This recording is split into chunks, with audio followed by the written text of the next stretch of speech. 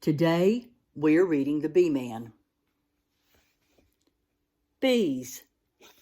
There wouldn't be sunflowers, wouldn't be peas, wouldn't be apples on apple trees if it weren't for fuzzy old buzzy old bees dusting pollen from off their knees. Eileen Fisher.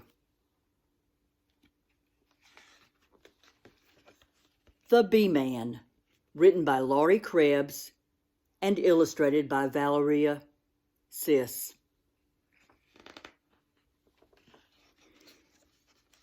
Here is my grandpa, who's known in our town as the Beeman. Here is his jacket with zipped-up hood that covers his face just the way that it should when he visits his hives as the Beeman.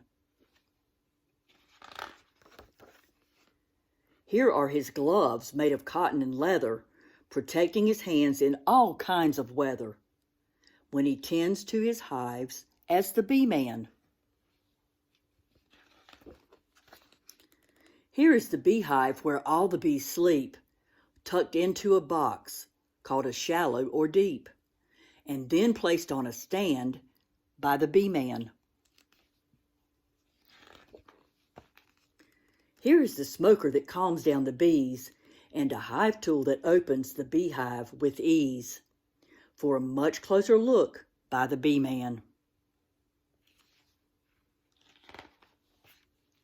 Here is the queen bee who does her job well and lays tiny eggs in a 6-sided cell. She's the heart of the hive, says the Beeman. Here are the drone bees with big bulging eyes and a large appetite supporting their size. They mate with the queen, adds the Beeman. Here are the workers, 10,000 or more, who gather the nectar to bring back and store in the honeycomb cells for the Beeman. Here are the house bees with swift-moving wings that dry up the nectar a worker bee brings, making honey for me and the Beeman. Here's the extractor, it's clickety-clack, removing the honey from frames on its rack and filling up jars for the Beeman.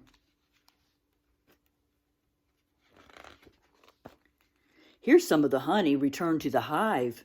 It's food for the bees to help them survive the long winter days near the Beeman.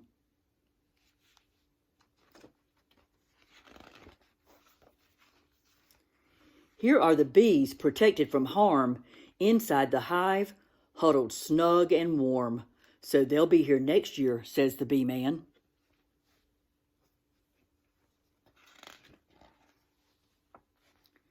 Here is the wagon filled up to the brim with bottles of honey collected by him and brought to the house by the Beeman. Here are the muffins, all warm and delicious and dripping with honey on Grandma's best dishes.